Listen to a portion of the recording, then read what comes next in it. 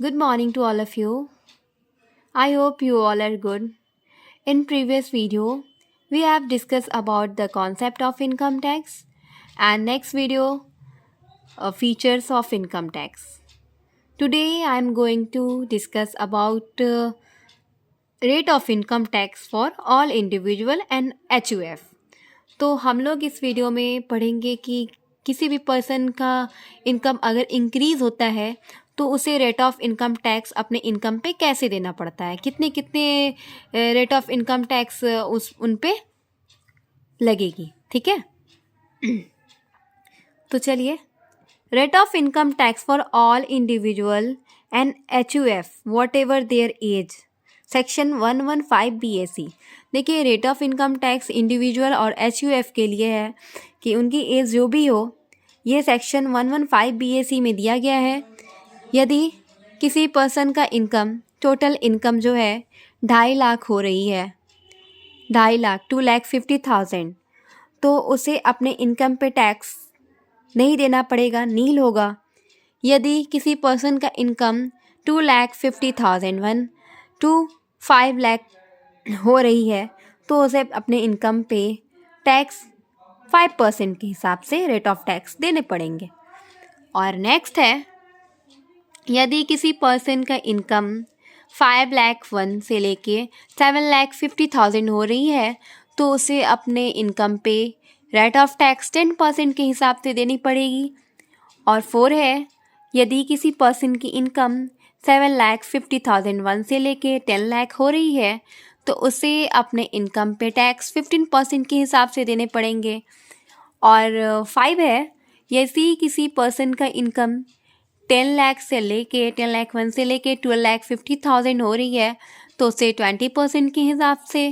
And 6 है, 12,50,001 है 1 से लेके 15 लाख तक हो रही हो उस पर्सन का इनकम, तो उससे अपने इनकम पे 25% के हिसाब से रेट ऑफ टैक्स देने पड़ेंगे।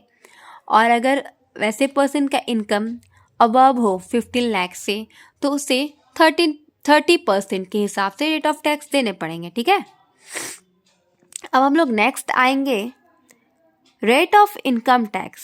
सेकेंड है, rate of income tax in case of assessee who is resident in India और not below 60 year during the previous year. देखिए, हम लोग अब ऐसे असेसी के बारे में पढ़ेंगे। वैसे असेसी जो रेसिडेंट ऑफ इंडिया है लेकिन प्रीवियस ईयर में 60 ईयर से कम दिन रहे हुए हो इंडिया में, उस असेसी में इंक्लूड हो जाएंगे Hindu undivided family, association of a person, body of individual whether incorporated और not, every artificial judicial person. तो वैसे पर्सन को अपने इनकम पे कैसे कैसे टैक्स देनी पड़ती है, चलिए देखते हैं। ऐसे पर्सन की इनकम अगर 2.5 लाख हो तो उसे अपने इनकम पे टैक्स नहीं देने पड़ेंगे, नील होंगे। यदि उसका इनकम 2.5 लाख 1 से लेके 5 लाख हो रही हो तो उसे 5% के हिसाब से रेट ऑफ इनकम टैक्स देने पड़ेंगे। यदि 5 लाख 1 से लेके 10 लाख हो रही हो तो उसे 20% रेट ऑफ इनकम टैक्स देने पड़ेंगे। यदि उसका अबव 10 लाख हो इनकम तो उसे 30% के हिसाब से रेट ऑफ इनकम टैक्स देने पड़ेंगे। अब बी में हम लोग पढ़ेंगे, rate of income tax in the case of senior citizen who are resident in India who is of the age of 60 year और more but less than 80 year at any time during the previous year. अब हम ऐसे assessee के बारे में पढ़ेंगे जो senior citizen है। सीनियर सिटीजन कौन होते हैं? जो 60 ईयर के हो या 60 से ज़्यादा हो वो सीनियर सिटीजन्स में कहलाते हैं, लेकिन 80 ईयर से कम हो। तो वैसे असेसी के बारे में पढ़ेंगे, उन्हें अपने इनकम पे कैसे कैसे रेट ऑफ इनकम टैक्स देने पड़ते हैं। यदि वैसे असेसी का इनकम ईयर में 3 लाख हो तो उसे अपने इनकम पे छूट मिलती है, उसे कोई टैक्स नहीं पे करना पड़ता है। यदि उसका इनकम 3,01,000 से लेके 5,00,000 हो तो उसे 5% के हिसाब से रेट ऑफ इनकम टैक्स पे करना पड़ता है।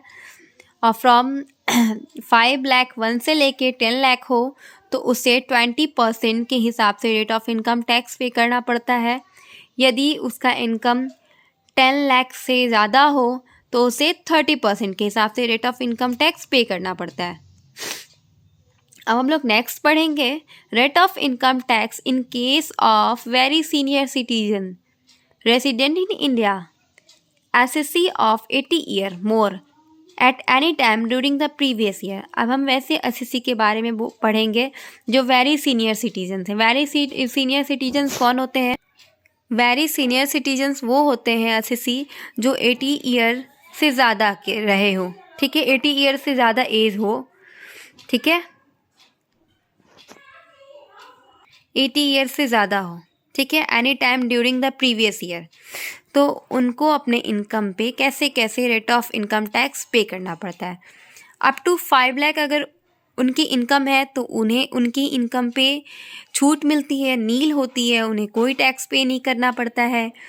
यदि वैसे पर्सन की इनकम 5,01,000 से लेके 10,00,000 हो तो उसे अपने इनकम पे रेट ऑफ इनकम टैक्स 20% देना पड़ता है। यदि उनकी इनकम 10,00,000 अबव हो तो उन्हें अपने इनकम पे 30% के हिसाब से रेट ऑफ इनकम टैक्स पे करना पड़ता है। तो चलिए, आई होप कि आप लोगों को इतना समझ में आया होगा कि इनकम टैक्स कैसे कैसे अपने इनकम पे करना पड़ता है। तो ये कुछ रूल रेगुलेशन है कि अगर किसी भी एसएससी का इनकम ज़्यादा होती है तो कैसे हमें रेट ऑफ इनकम टैक्स अपने इनकम पे करना पड़ता है। तो हम लोग कल के वीडियो में पढ़ेंगे कि सरचार्ज हमें कैसे पे करना पड़ता है। देखो सरचार्ज क्या होता है, सरचार्ज हमें इनकम टैक्स पे करना पड़ता है, ठीक है। मान लो कि अगर किसी भी पर्सन की इनकम कुछ ज़्यादा ही अर्न कर लिया हो, मतलब कुछ लिमिट से ज़्यादा अर्न किया हो, तो उस पर्सन को अपने इनकम पे जब वो टैक्स पे कर लेगा तो उसके बाद उस इनकम पे सरचार्ज पे करना पड़ता है। वो होता है हमारा सरचार्ज ऑफ इनकम टैक्स। तो इस सरचार्ज के बारे में हम लोग नेक्स्ट वीडियो में पढ़ेंगे। आई होप इतनी बातें समझ में आई होगी आप लोगों को।